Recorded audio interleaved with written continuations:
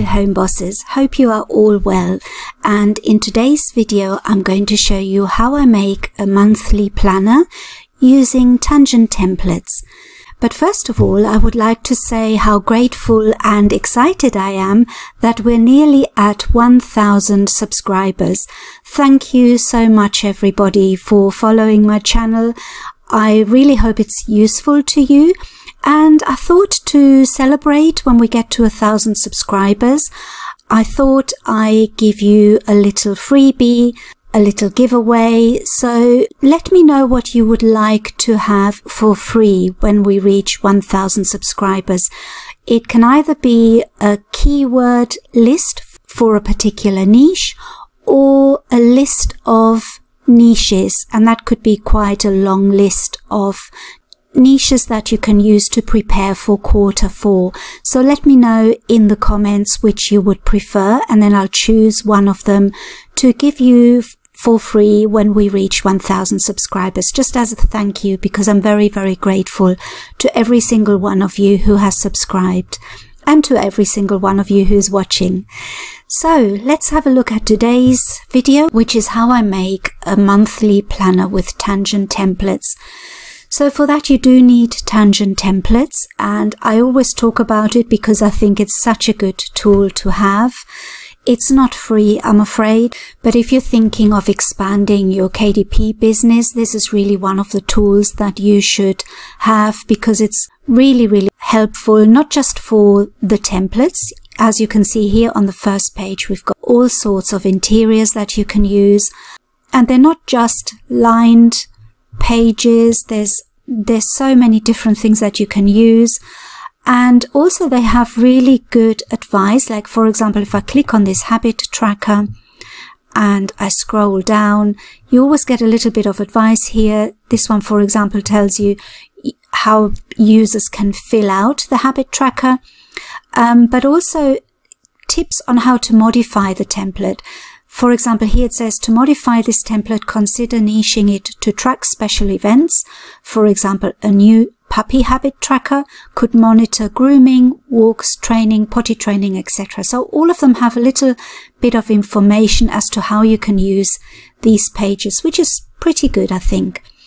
So let's go back to the interiors, and because we want to make a monthly planner, we're going to scroll all the way down. Now, the dynamic templates include templates for prompts, which is useful for gratitude journals, that kind of thing. But we want to concentrate on the planners. So we click on that, and then they offer you a choice of different styles. Now, if we want to make a monthly planner, we go down to the bottom here, monthly planner style 1. Let's click on that. And it's very, very easy to do. You just customize it by putting in the trim size. 8.5 by 11 is quite a good one. I quite like that size because it's nice and big. I've made some planners in this size and they sell quite well. Then you have to type in the month and the year. I think we're going to be very happy to see the end of 2020.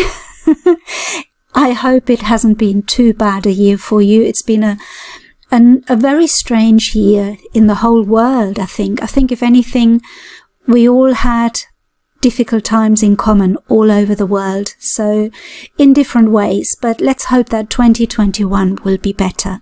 So let's start creating some nice planners for 2021. And we click on this and we start January, number of months 12, and then we select the language here. So it actually supports different languages, which is lovely. So let's make this one in English, but you can choose any of these languages. If you're speaking any of these, then that's something that where you have a really great advantage, because you can create books in other language, which makes your bookshelf bigger and more varied, and that is always a good thing. So then we can choose the font that we want to use. Now this one is already set automatically on Nunito, I think it's pronounced, but you can use different ones if you prefer, like a handwritten one. You could use this dancing script, which is quite nice. Or you could use this one. There's so many to choose from. I think we will maybe choose this old standard. And then we can choose which day of the week you want to start on. I think in the USA, please let me know if I'm wrong on this, but I think in the USA the week starts on Sunday. Here in the UK we always start on Monday, so I'm just going to target this at the UK market for the moment, but you can also create others to start on Sunday to target a different market. And then you can show the grid on and off. So I'll just quickly show you now. The grid is on, and if we click off, it just means it doesn't show the grid. I quite like the grid, so I'm just keeping it on, but this is completely up to you. Whatever you like, it's your book, so you can make it your style and whatever you like to do. And then you can either show the days or not show them. So I think I want to show them, whether it's Monday, Tuesday. Let's see what happens if we click this off. So it doesn't show the days, but I think it's handy to have the days. If you're like me, I sometimes don't know what day it is, and then I have to look on my planner. So let's click it on and show the days. Show blank days. Let's have a look. What happens if we click this off? So what happens sometimes, the beginning of the month is in the middle of the week, like in this case it's on a Thursday, so it just takes away the grid for the days that we're not using. So actually this is quite a nice idea, so I'm going to leave it like that.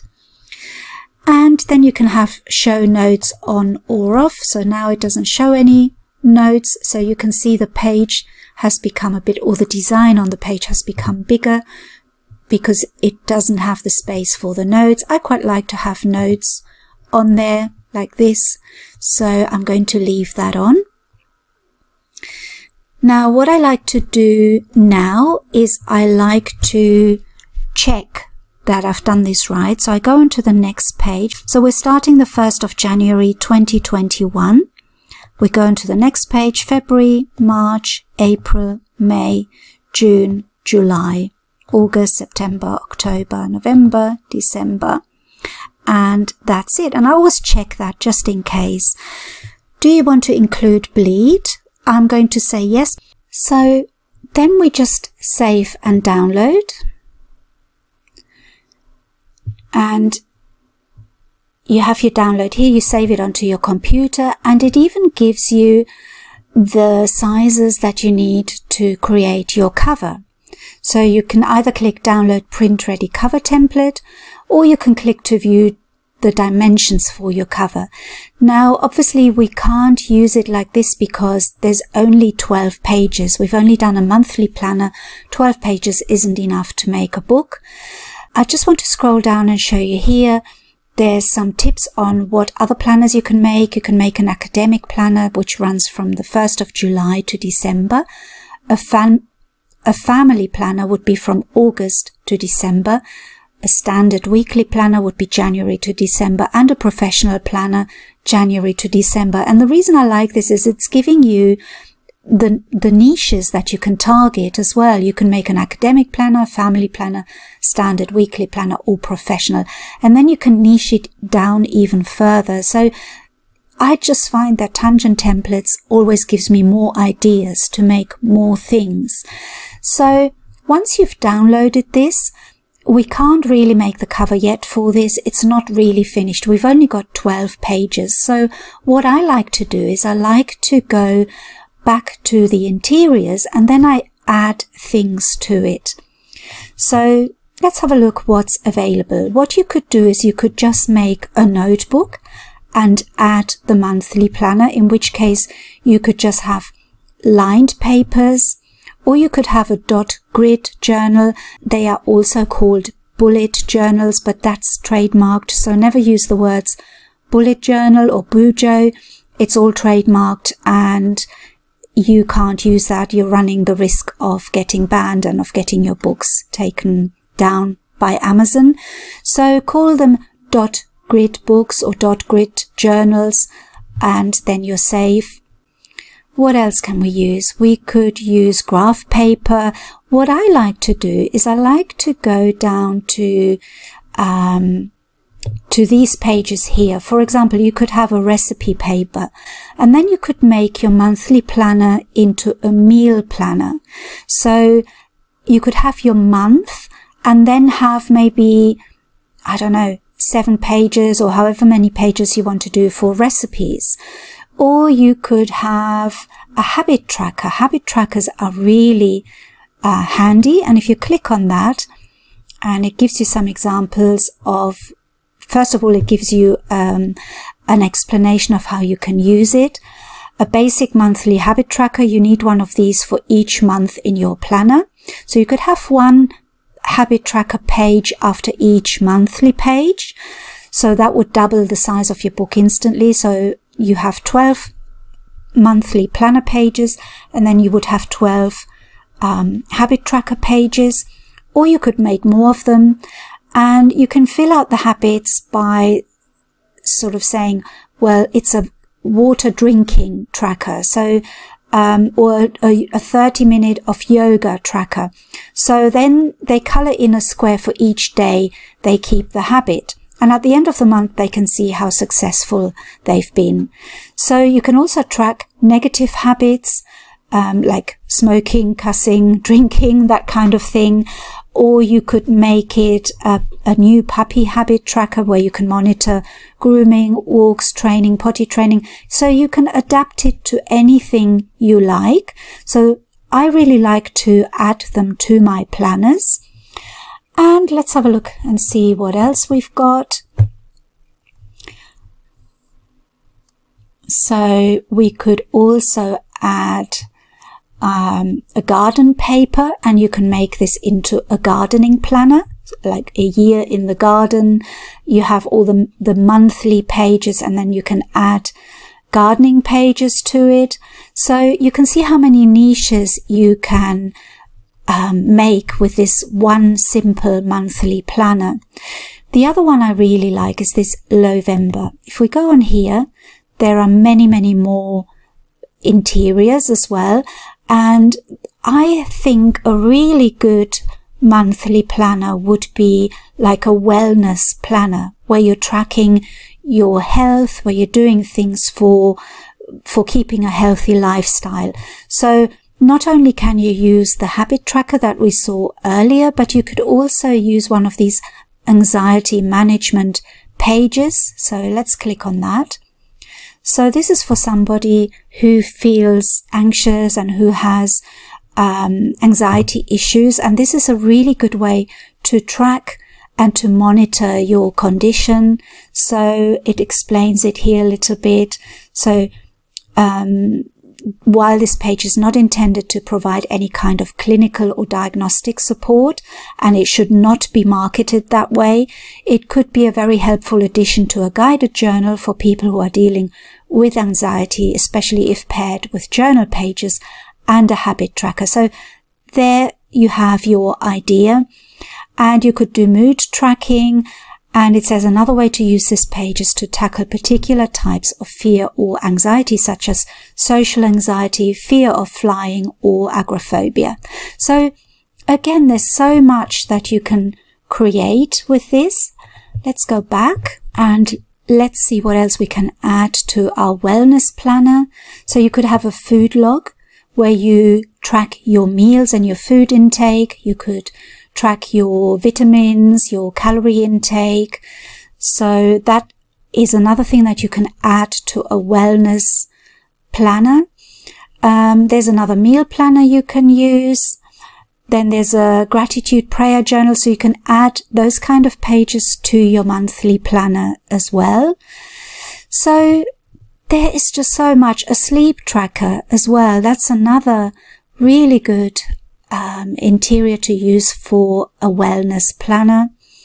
And obviously a workout journal if you're exercising. So really good ideas to create your book. So obviously your 12 monthly pages are not enough, but here you have quite a few ideas where you can add pages to your monthly planner. You could even make your own to target specific niches. I have made a few planners for 2021 that are just plain monthly planners, and then after each month I've added weekly planners so that you can have a monthly overview and then the weekly planner pages, and that adds pages to your book as well. So I hope I've given you quite a few ideas here, and you can see how easy it is to make planners using tangent templates. I hardly ever make my own interiors now. What I do is I use tangent templates and combine them with maybe pages that I make myself. If I adapt any of these pages, that's even better. And the way you can adapt them, this is another really good thing about tangent templates. You click on More Tools, and there's a PDF Inspector and Converter. You click on that, and then when you upload your PDF, you can convert your PDFs to PNGs, and then obviously you can put them on Canva and make them different and change them. You can add images, you can add graphics, and you can make them your own so that they're not exactly the same as everybody else's. So tangent templates overall is such a good tool. It lets you make so many more books than if you didn't have tangent templates. And that's why I don't really make my own interiors anymore. I also use Creative Fabrica. I'll make another video on how I use the interiors on there.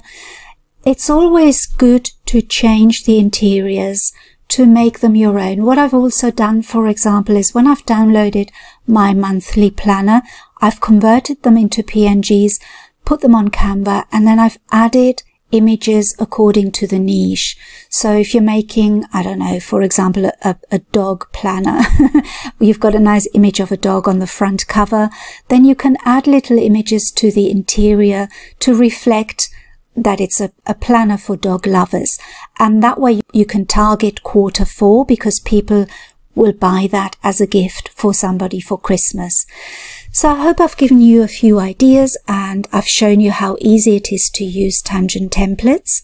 If you enjoyed this video, please like and subscribe. Thank you so much for subscribing and for watching my videos. I really can't tell you how much I appreciate it. And let's reach those 1,000 subscribers so that I can then give you a little freebie as a thank you, because I'm really grateful. Thank you so much, and I'll see you in my next video.